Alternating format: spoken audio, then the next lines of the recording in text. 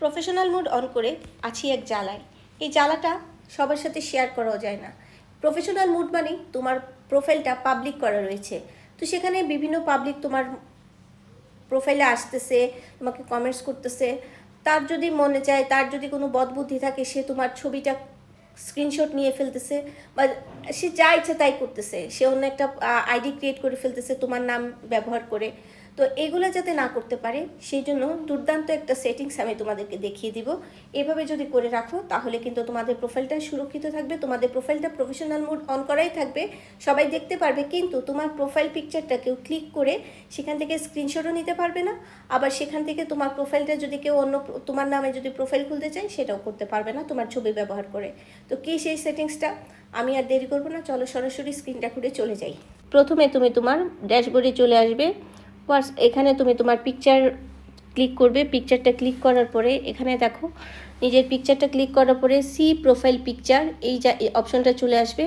এখানে আসার পরে দেখো এখানে পাশে 3 ডট রয়েছে, সেই 3 ডটে ক্লিক করবে।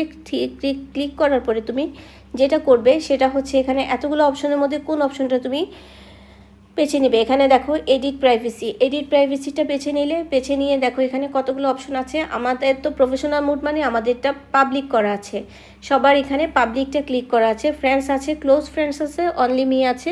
সি হলে ক্লিক করে দেখবো আর কি করা আছে। ডোন্ট শো এটা আছে, এটা তো আমরা করব না। অনলি শো এটাও করব না। আননেমড লিস্ট এটাও করব না। তাহলে আমাদের পাবলিক থেকে আমরা কি করতে পারি, এখানে অনলি মি করে দিতে পারি। অনলি মি করে দিলে তোমাদের প্রোফাইল পিকচারটা আর কেউ স্ক্রিনশট নিতে পারবে না।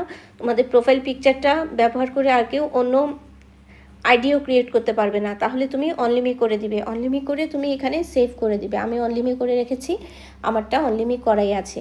তাহলে তুমি এভাবে করে তোমার অপশনটা, তোমার প্রোফাইল পিকচারটা সেভ করে নেবে। তাহলে আর কেউ তোমার প্রোফাইল পিকচারটা স্ক্রিনশট নিয়ে কি আইডিও খুলতে পারবে না, কেউ জুম করে তোমার প্রোফাইল পিকচারটা দেখতেও পারবে না। আমি আবারও দেখিয়ে দিচ্ছি। প্রোফাইল পিকচারে ক্লিক করে সি প্রোফাইল পিকচার এখানে ক্লিক করে 3 ডটে চলে যাবে। 3 ডটে চলে গিয়ে এডিট প্রাইভেসিতে ক্লিক করবে।